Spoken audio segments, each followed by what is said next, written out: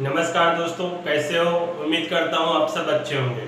दोस्तों, अगर आपने अभी तक मेरे YouTube चैनल नीर 143 क्लासेज को सब्सक्राइब नहीं किया है तो प्लीज़ चैनल को सब्सक्राइब करें और बेल आइकन को भी प्रेस कर लें, जिससे मेरे नेक्स्ट वीडियो का नोटिफिकेशन सबसे पहले आपके पास पहुंचे।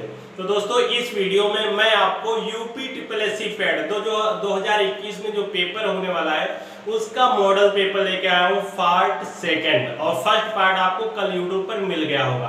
तो दोस्तों देखते हैं 5 क्वेश्चंस हिंदी के। तो दोस्तों अपना पहला क्वेश्चन है, बैल न कूदे कूदे तांगी। क्या? बैल न कूदे कूदे तंगी। तो दोस्तों तंगी मतलब तांगा, समझ रहे हो? बैल न कूदे कूदे तंगी, तो कहावत का अर्थ है क्या दोस्तों? ये बैल न कूदे कूदे तंगी कहावत का अर्थ बताना है आपको। तो दोस्तों क्या है? वीरता पर विश्वास होना। इसका ये अर्थ हो सकता है क्या? वीरता पर विश्वास होना। कोई वीर है, उसको अपनी वीरता पर विश्वास हो, ये तो अर्थ हो नहीं सकता। क्यों? क्योंकि बैल नहीं कूद रहा है, जिसमें दो सब्जेक्ट होंगे, समझ लो। जैसे 2 सब्जेक्ट होंगे, वो जैसे बैल हो गया और कूदे तंगी मतलब तांगा, 2 हो गए ना। और इसमें वीर है, उसको अपनी वीरता पर विश्वास होना है। गड्ढे में कूदना, एक बंदा है तो गड्ढे में कूद, मतलब ये भी नहीं होगा। फिर साहसिक कार्य करना मतलब कोई बंदा है वो भी साहसिक कार्य करता है या करना चाहता है या कर रहा है, तो ये भी नहीं होगा। हमने बोला बैल न कूदे कूदे तंगी, तो तंगी मतलब तांगा हो गया। तो इसमें बैल न कूदे 1 और तंगी मतलब 2, मतलब 2 चीजें जिसमें होगी वही आपका आंसर होगा। ये पहचानने की ट्रिक है दोस्तों कहावत को। तो दोस्तों स्वामी के बल पर सेवक का साहस। दोस्तों स्वामी के बल पर फिर सेवक का साहस, 2 चीजें हो गई। एक तो स्वामी का बल हो गया दोस्तों, सेवक उसका, स्वामी जो होता है यह कह दो ऑनर होता है उसका, सर्वेंट, ऑनर एंड सर्वेंट 2 हो गए। स्वामी के बल पर सेवक का साहस। तो दोस्तों मैंने जैसे बताया कि आपको बैल न कूदे कूदे तंगी। अब ऐसे ही दोस्तों कोई और भी मुहावरा है, कहावत आ सकती, उसका भी अर्थ बताना होगा। शायद आपने ना पढ़ा, अगर आपको ये ट्रिक पहचानने की ट्रिक पता होगी तो आप तुरंत कंफर्म कर लेंगे आपका राइट आंसर क्या होगा। तो दोस्तों में इसमें कौन सा राइट होगा? आंसर डी होगा। क्यों? स्वामी के बल पर सेवक का साहस। क्या? स्वामी के बल पर सेवक का साहस जैसे होता है वैसे ही बैल न कूदे कूदे तंगी। तो दोस्तों हमें लगता है ये भी क्वेश्चन आपको समझ में आ गया होगा। आपका राइट आंसर डी है इसमें। अब दोस्तों अगला क्वेश्चन है क्या? शुद्ध वर्तनी चुनिए। शुद्ध वर्तनी मतलब शुद्ध शब्द। वर्तनी इसमें शमशान शमशान शमशान शमशान, चारों शमशान है, लेकिन आपको राइट आंसर चुनना है, राइट आंसर सेलेक्ट करना है। कौन सा होगा?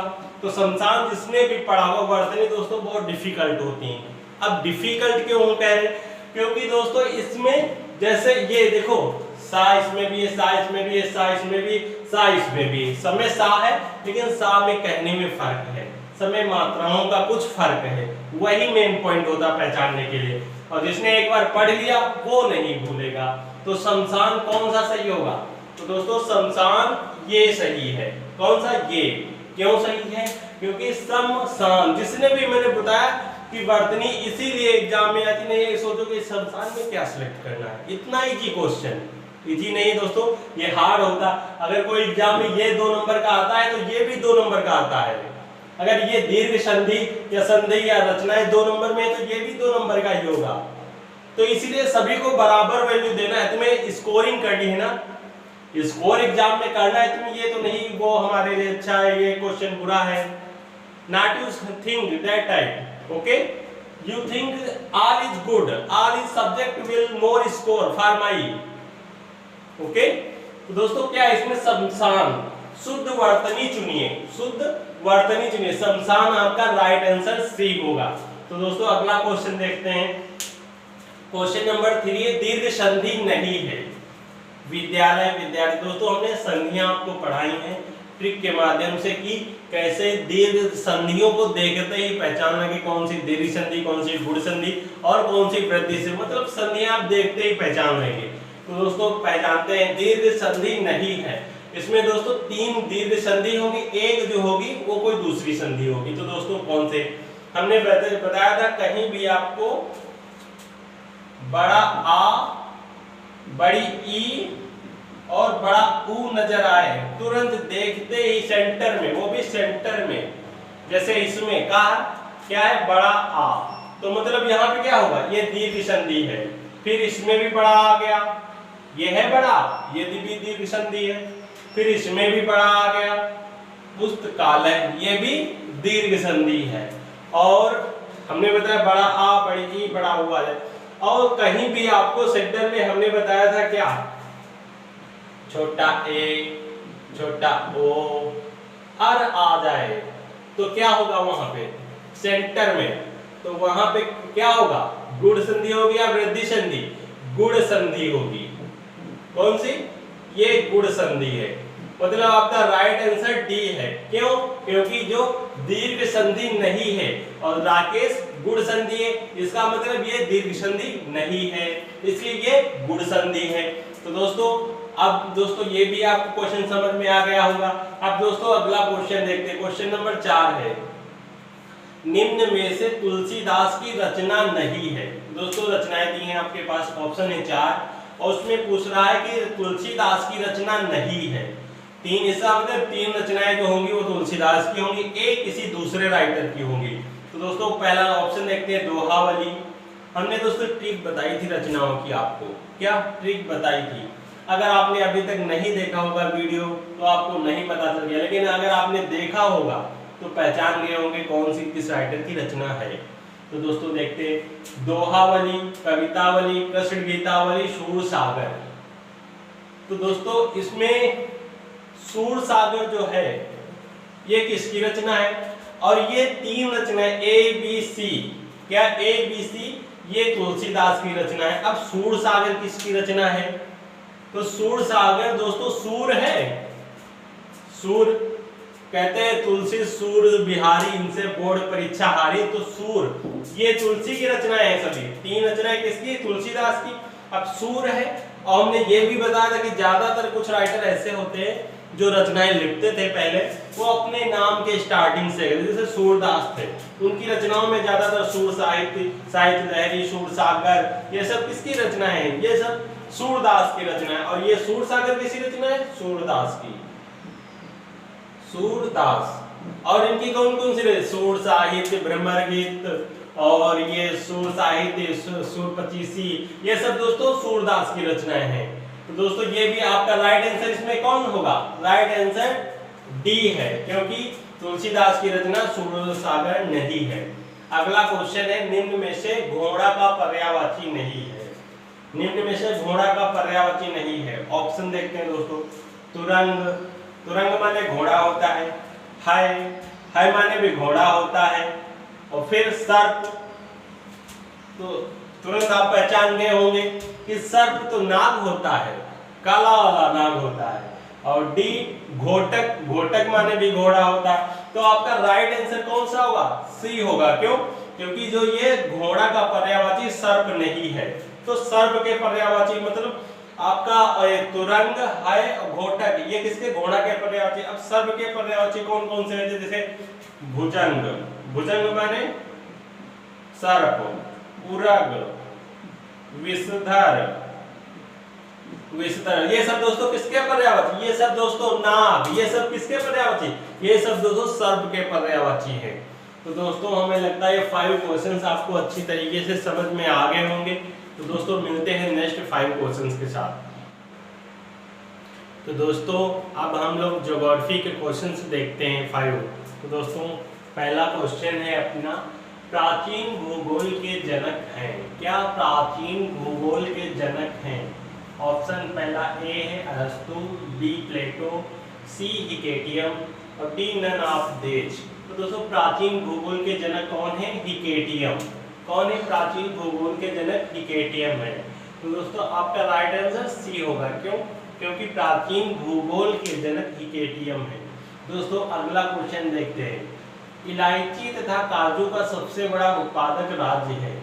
दोस्तों इलायची और काजू तो सभी खाते होंगे, लेकिन ये नहीं पता है आपको कि कहाँ उत्पादक, इससे उत्पादन कहाँ होता है, उत्तर प्रदेश में तो होता नहीं है।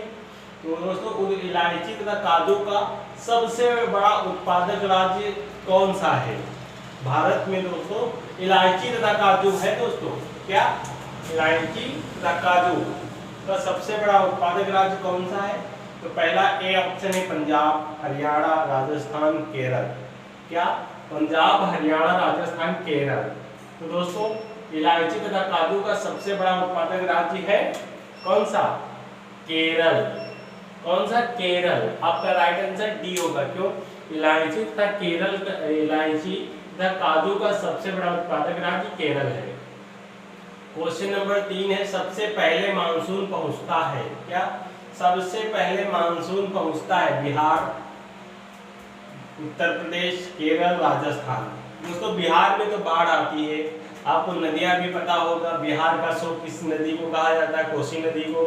तो दोस्तों आप कहोगे कि बिहार में सबसे पहले मानसून पहुंचता है, तो दोस्तों बिहार में सबसे पहले मानसून नहीं पहुंचता है। फिर उत्तर प्रदेश, उत्तर प्रदेश में भी कुछ नदियां हैं जो बारिश के मौसम में काफी ऊंचे तक उनकी वो पानी का स्तर, जल स्तर बढ़ जाता है। तो दोस्तों उत्तर प्रदेश में भी क्या मानसून सबसे पहले नहीं पहुंचता। फिर केरल और राजस्थान। राजस्थान जैसा तो आपको पता ही रेगिस्तान है। राजस्थान रेगिस्तान, सबसे बड़ा रेत का क्षेत्र कहाँ पाया जाता है इंडिया में अगर, तो वो है राजस्थान, क्योंकि वहाँ रेतीली ज्यादा पाया जाता है, रेत ज्यादा पाया जाता है। तो दोस्तों अगला और इसका आंसर होगा आपका सबसे पहले मानसून पहुंचता है केरल में। कहाँ पहुंचता है? सबसे पहले मानसून केरल में पहुंचता है। आपका राइट आंसर सी होगा। अगला क्वेश्चन है कोयला किस प्रकार का चट्टान है? क्या दोस्तों? कोयला किस प्रकार का चट्टान है? अवसादी चट्टान, आग्नेय चट्टान, रूपांतरित चट्टान या नन ऑफ देम, इनमें से कोई नहीं। तो अवसादी चट्टान है या आग्नेय चट्टान है या रूपांतरित? तो दोस्तों कोयला अवसादी है, अवसादी चट्टान होता है। दोस्तों ये तीन होते हैं अवसादी, आग्नेय। ये चट्टान कितने प्रकार की होती हैं? चट्टानें होती हैं 3 प्रकार की। तो दोस्तों इसकी ट्रिक है, तीनों चट्टानों को याद रखने के आगे आओ रूपा। क्या? आगे आओ रूपे, रूपा। आगे से क्या होगा? यहाँ पर क्या है? आग्नेय, आग्नेय, फिर अवसादी, फिर रूपा, रूपांतरित। ठीक है दोस्तों, क्या? आगे आओ रूपा, आगे से आग्नेय, आओ से अवसादी और रूपा से रूपांतरित। चट्टानें कितनी प्रकार की होती? 3 प्रकार की होती हैं। कौन? अवसादी, आग्नेय, रूपांतरित। तो दोस्तों आपका इसमें क्वेश्चन नंबर 4 में राइट आंसर ए होगा। फिर क्वेश्चन नंबर 5 है सर्वाधिक चांदी उत्पादक देश है। आप कुछ लोग सोचते होंगे ज्यादातर ऑप्शंस में चीन ही आता है, तो चीन होगा। तो दोस्तों चीन नहीं है। क्या? सर्वाधिक चांदी उत्पादक देश है चीन, चीन नहीं है। अमेरिका, अमेरिका है, फिर भारत है, फिर मैक्सिको। कौन सा होगा फिर? तो दोस्तों सर्वाधिक चांदी उत्पादक देश मैक्सिको है। आपका राइट आंसर डी होगा। क्यों? सर्वाधिक चांदी उत्पादक देश कौन सा है? मैक्सिको है। तो दोस्तों नेक्स्ट वीडियो में मिलते हैं नेक्स्ट 5 क्वेश्चंस के साथ। तो दोस्तों मैं आपके सामने फिर से उपस्थित हूँ कॉन्स्टिट्यूशन के 5 क्वेश्चंस के साथ। तो दोस्तों देखते हैं अपना पहला क्वेश्चन। तो दोस्तों अपना पहला क्वेश्चन क्या है? अंतरराज्य परिषद की स्थापना कब हुई थी? क्या? अंतरराज्य परिषद की स्थापना कब हुई थी? तो दोस्तों ऑप्शन आपके पास दिए हुए हैं 4। कौन कौन से?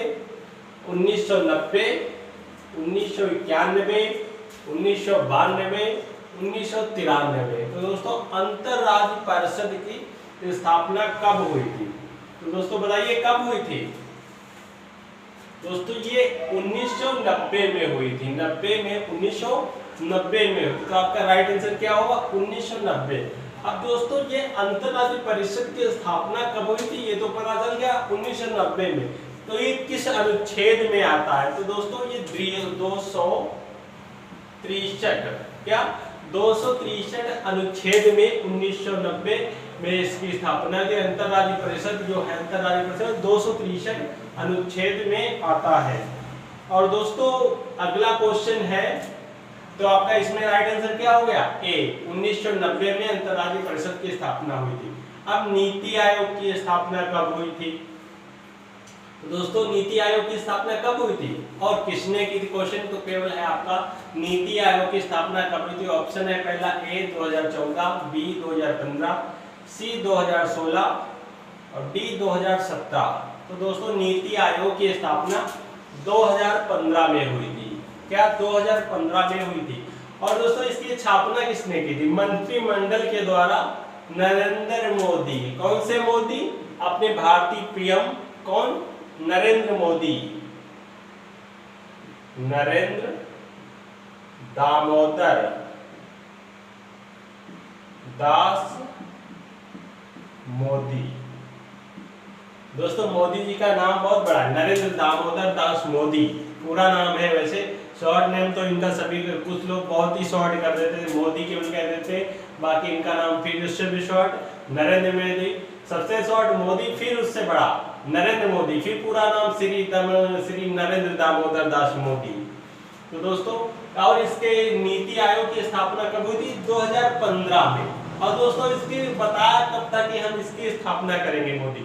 तो दोस्तों 2014 में। क्यों 2014 में? कब बताया? तो दोस्तों एक फेस्टिवल था लाल किला के प्राचीर में, जब ये संबोधन दे रहे थे अपना, तब इन्होंने बताया था कि हम 2015 में, तिथि नहीं बताई थी बल्कि ये बताया था कि नीति आयोग की स्थापना करेंगे। पहले था योजना आयोग, अब हो गया नीति आयोग। तो दोस्तों इसके नीति आयोग के अध्यक्ष कौन होता है? प्रधानमंत्री होता है। तो अध्यक्ष कौन होंगे इसके? नरेंद्र दामोदर दास मोदी जी नीति आयोग के अध्यक्ष हैं। तो दोस्तों अगला क्वेश्चन है, इसमें राइट आंसर पता चल गया आपको क्या? बी। क्यों नीति आयोग की स्थापना कब हुई थी? 2015 में। अब दोस्तों अगला क्वेश्चन है, क्वेश्चन नंबर 3, राष्ट्रीय विकास परिषद का गठन हुआ। क्या? राष्ट्रीय विकास परिषद का गठन हुआ था। कब हुआ था? 1953 में, 1954, 1955, 1952। तो दोस्तों राष्ट्रीय विकास परिषद का गठन 1952 में हुआ था। आपका राइट आंसर ए है। अगला क्वेश्चन नंबर 4 है, निर्वाचन आयोग की स्थापना कब हुई थी? क्या? निर्वाचन आयोग की स्थापना कब हुई थी? 1951, 1950, फिर 1952, 1953। तो दोस्तों निर्वाचन आयोग की स्थापना 1950 में हुई थी। 25 जनवरी 1950 में निर्वाचन आयोग की स्थापना हुई थी। आपका राइट आंसर बी होगा। अगला क्वेश्चन है, मुख्यमंत्री का कार्यकाल होता है 2 वर्ष, 4 वर्ष, 5 वर्ष, 6 वर्ष।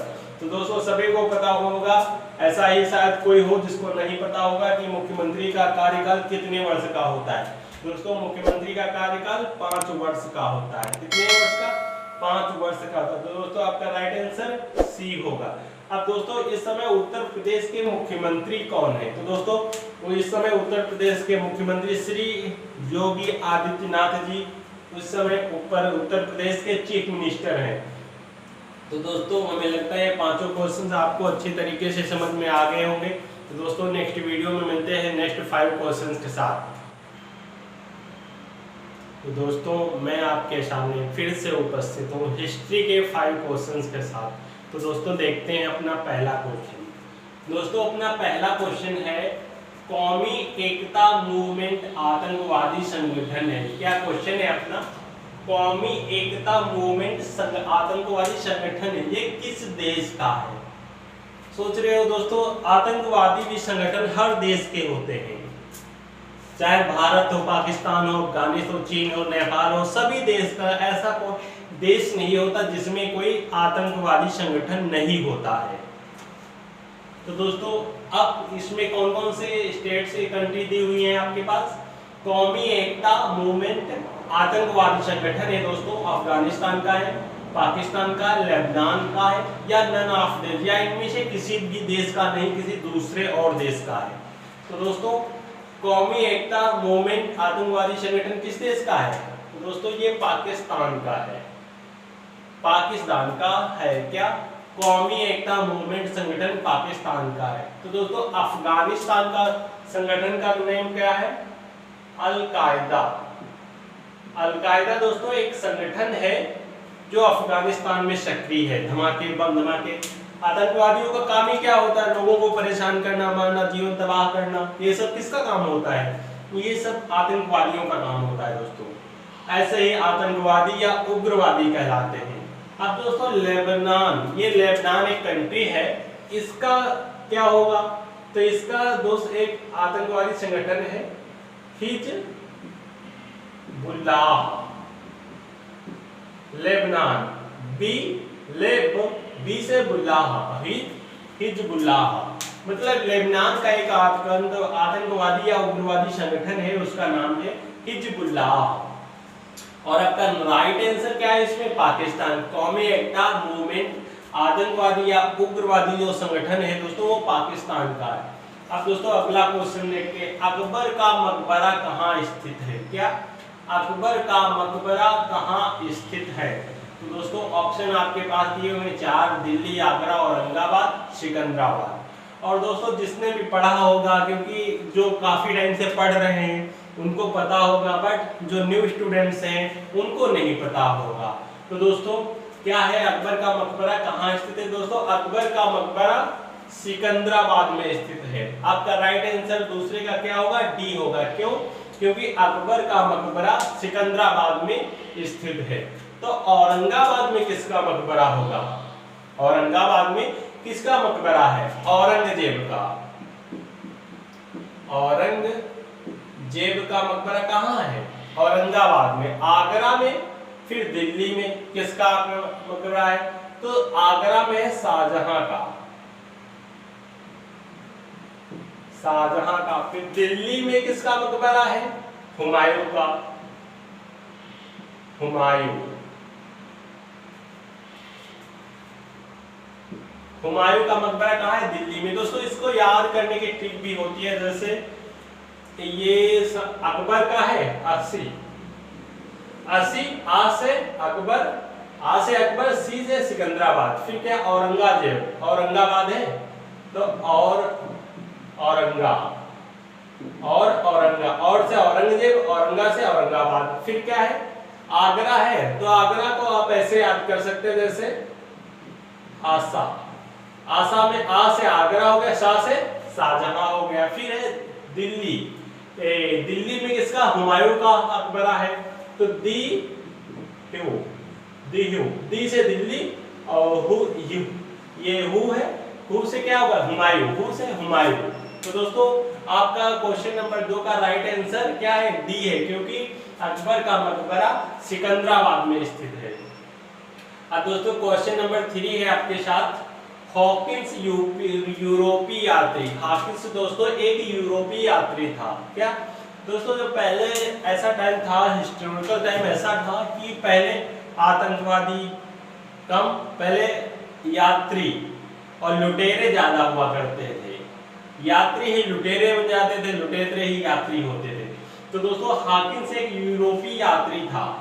तो किसके शासनकाल में भारत आया था? क्वेश्चन है अपना, हॉकिंस यूरोपीय यात्री था, किसके शासनकाल में भारत आया था? तो दोस्तों हॉकिंस जो यूरोपीय यात्री था ये जहांगीर के शासनकाल में भारत आया था। हॉकिंस यूरोपीय यात्री था जो जहांगीर के शासनकाल में भारत आया था। हॉकिंस कब आया? जहांगीर के शासनकाल में आया था। कब आया था? हॉकिंस यूरोपीय यात्री था, यह याद रखना। हॉकिंस कहाँ का यात्री था? यूरोपीय यात्री था। हॉकिंस कौन था? यूरोपीय यात्री था। कब आया था? जहांगीर के शासनकाल में भारत आया था। तो आपका राइट आंसर तीसरे का बी होगा। क्वेश्चन नंबर 4 है, तुला दान करना बंद करवाया था किस शासक ने?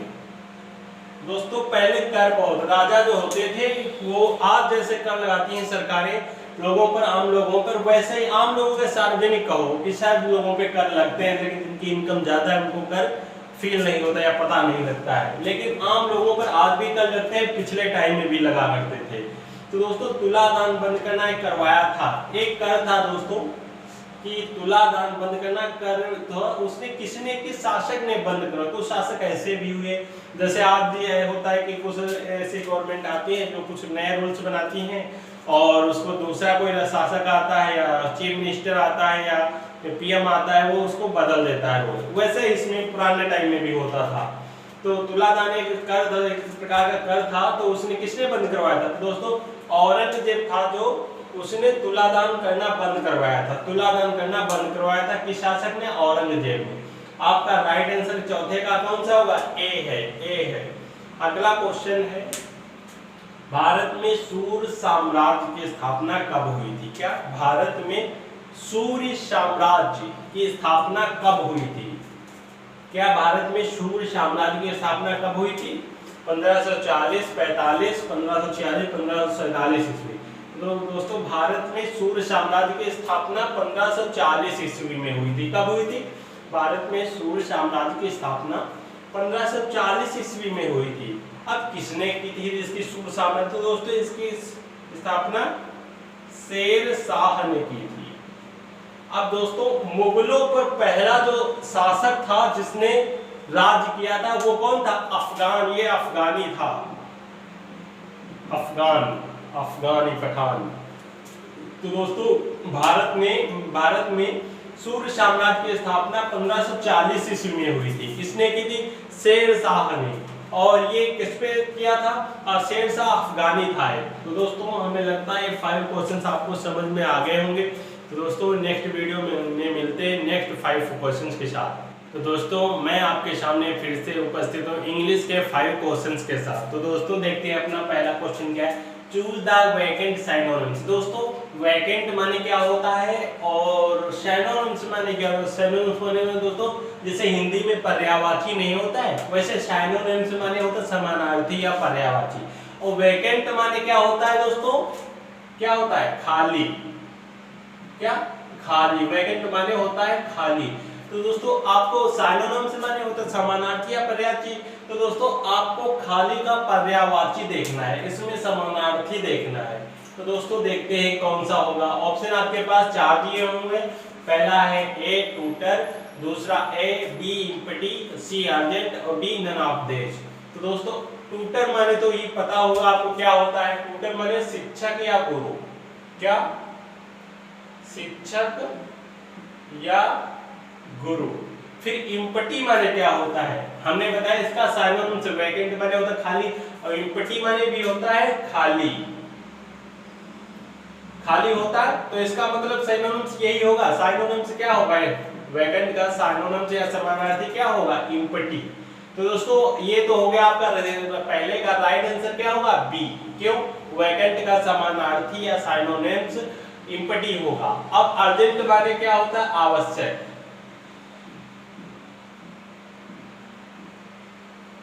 क्या? अर्जेंट माने आवश्यक। तो दोस्तों चौथा नन ऑफ दिस, मतलब आपका पहला आंसर नंबर पहले का क्या होगा? B empty. तो दोस्तों हम इसलिए आपको सारे पॉइंट्स बता रहे हैं। अर्जेंट माने जैसे आवश्यक, ट्यूटर माने गुरु और इम्पटी माने खाली। हिंदी वर्ड इसलिए बता रहे क्योंकि आपको क्लियर समझ में आ जाए क्वेश्चन कहे क्या रहा है और उसका सबका अर्थ क्या होता है। अगर बाई चांस कभी आ गया कि टीचर का समानार्थी क्या होगा तो आप क्या ट्यूटर अगर आप देखेंगे तुरंत पहचानेंगे ये ट्यूटर मतलब शिक्षक और टीचर मतलब शिक्षक, तुरंत पहचान जाएंगे। इसीलिए मैं पॉइंट टू पॉइंट आपको बताता हूं दोस्तों। तो दोस्तों अगला क्वेश्चन देखते हैं। Choose the back antonyms. Back माने क्या होता है? पीछे दोस्तों। और दोस्तों हिंदी जब हमें पता होगी हर वर्ड की तभी हम उसका राइट आंसर निकाल पाएंगे। हिंदी मीडियम जो स्टूडेंट्स होते हैं उनके मेन कोर्स से इंग्लिश होती है, इंग्लिश उनको बहुत टफ लगती है। बट अगर आपको हर पॉइंट का हिंदी पता है तो आपको कुछ नहीं टफ, वेरी इजी इंग्लिश। तो दोस्तों बैक मतलब पीछे होता है। एंटोनिम्स मतलब विलोम शब्द, विलोम विपरीत। या दोस्तों जैसे हिंदी में विलोम शब्द नहीं होते वैसे इसमें भी इंग्लिश में भी विलोम शब्द होते हैं।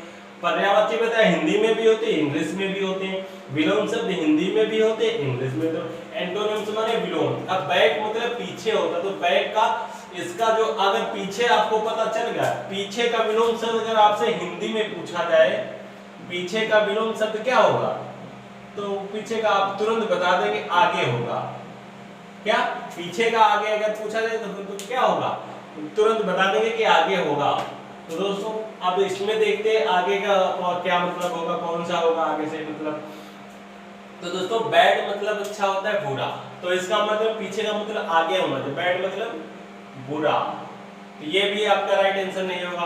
अब बैट माने क्या होता है, बल्ला होता है, तो ये भी आपका राइट आंसर नहीं होगा। ठीक है दोस्तों, फिर क्या फॉन्ट माने क्या होता है, फॉन्ट माने आगे होता है, क्या फॉन्ट माने आगे होता है। तो आपका राइट आंसर बैक माने पीछे और फॉन्ट माने आगे, तो आपका राइट आंसर क्या सी होगा। तो दोस्तों क्वेश्चन नंबर 2 का राइट आंसर सी होगा। क्यों, और बैक माने पीछे होगा, फ्रंट माने आगे। तो अब बैकवर्ड माने यहाँ बैक माने पीछे है और यह बैकवर्ड, तो बैकवर्ड माने होता है दोस्तों पिछड़ा। क्या पिछड़ा, पीछे नहीं होता है, पीछे बैक देखो पॉइंट टू पॉइंट, ये बैक मतलब होता है पीछे और बैकवर्ड माने पिछड़ा। एक कास्ट भी होती है पिछड़ा कास्ट, पिछड़े लोग, किसी भी एरिया में कहते हैं पिछड़े लोग, तो ऐसे ही बैकवर्ड। दोस्तों आप क्वेश्चन नंबर 2 का राइट आंसर सी हो गया, आपको समझ में आ गया। अब दोस्तों अगला क्वेश्चन है, क्वेश्चन नंबर 3 है। ये क्वेश्चन नंबर आपको fill in the blanks fill करनी, एंड और बट में से एक, ये यहाँ पे एंड है और बट है, इसमें से आपको एक सेलेक्ट करना होगा जो यहाँ पे बेस्ट हो, जिसके लिए सूटेबल हो यहाँ पे शब्द, तो वो हमें सेलेक्ट। अब कैसे हम करेंगे, तो दोस्तों सी was intelligent, she was poor. तो दोस्तों अब आपको सेलेक्ट करना, यहाँ को भी एंड भी हो सकता है, बट भी हो सकता है, ये कंफ्यूजन होता है। बट सब्जेक्ट एंड प्रेडिकेट के अंतर्गत अब कब पूरक और अपूरक ये सब दोस्तों यूज होते हैं, प्रीपोजिशन ये सब किसके लिए, एक कंजक्शन होता है, कंजक्शन है ये, एंड और बट एक कंजक्शन है, इनको कैसे यूज करें, she was intelligent and beautiful अगर होता, she was beautiful and she was beautiful, क्या she was intelligent and she was beautiful, तो दोस्तों आप एंड यूज करते हैं। बट ये देखो इंटेलिजेंट तो है, कहेंगे वो क्या इसमें कह रहा है, वह बहुत बुद्धिमान है लेकिन गरीब है, क्या लेकिन गरीब है, तो लेकिन शब्द निकल और गरीब है ऐसा थोड़ी ना बताओगे। अब कहेंगे वह बहुत अमीर है और चालाक भी है, क्या, लेकिन जब कहते हैं सेंस, कॉमन सेंस की बात है, सी was intelligent but she was poor, यहाँ पे काय का यूज होगा, बट का प्रयोग होगा। तो दोस्तों ये समझ में आ गया। आप दोस्तों अगला क्वेश्चन देखते हैं, अगला भी सेम क्वेश्चन है ऑलमोस्ट। ही वाज टायर्ड, फिर रिक्त स्थान है, ही वेंट होम बट, लेकिन वह होम चली गई। अच्छा वह थक गई कि पहले होम चली गई, तो दोस्तों पहले वह थकी हुई के बाद होम चली गई, मतलब कारण था। बट और बिकॉज, बट माने लेकिन, बिकॉज माने कारण, तो बट माने लेकिन, तो क्या होगा, he was tired because he went home, वह थक जाने के कारण अपने घर चली गई। दोस्तों अगला क्वेश्चन नंबर 5 है, क्या शुड वी, इनमें जम्पलेट क्वेश्चंस आता है, क्वेश्चन जम्पलेट मतलब एक सेंटेंस आपको, ये राइट सा एक सेंटेंस है बट ये कहीं इधर कहीं फर्स्ट लास्ट में सब्जेक्ट पहले तो प्रेडिकेट पहले ऐसे दिया हुआ, कहीं वर्ब पहले तो कहीं हेल्पिंग वर्ब पहले कहीं मेन वर्ब पहले, ऐसे होते हैं जम्पलेट वर्ड्स। तो दोस्तों इसमें आपको सिलेक्ट करना कि हमें, दोस्तों आपको पता होगा, पढ़ा होगा अगर सेंटेंस, तो सब्जेक्ट प्लस प्रेडिकेट, तो सब्जेक्ट पहले हम लोग इसमें सेलेक्ट करेंगे। सब्जेक्ट क्या होगा, should we our country love, तो सब्जेक्ट क्या होगा, सब्जेक्ट वी होगा, वी। फिर क्या प्रेडिकेट में क्या आता है, प्रेडिकेट में हेल्पिंग वर्ब से स्टार्ट होती है, हेल्पिंग वर्ब और फिर मेन वर्ब, फिर क्या ऑब्जेक्ट और जितने भी होते हैं, तो वी, फिर क्या हो जाएगा, शुड हो जाएगा, शुड, फिर क्या हो जाएगा, मेन वर्ब लव, फिर बचा गया क्या, आवर कंट्री आ जाएगा, क्या we should love our country, we should love, subject और प्रेडिकेट हमने बताया यहाँ पे। दोस्तों जिसने पढ़ा होगा उसको तरफ जम्पलेट था, कोई एरर तो है नहीं इसमें, बस आपको जम्पलेट सही करना है, इधर उधर के वर्ड एक डायरेक्शन मिलाने हैं, समझ लो। तो we should love our country. तो दोस्तों हमें लगता है पांचों क्वेश्चंस आपको समझ में आ गए होंगे। तो दोस्तों अगर आपने अभी तक मेरे चैनल को सब्सक्राइब नहीं किया तो प्लीज चैनल को सब्सक्राइब करें और बेल आइकन को भी प्रेस कर लें, जिससे मेरे नेक्स्ट वीडियो का नोटिफिकेशन सबसे पहले आपके पास पहुंचे। Thank you guys for watching.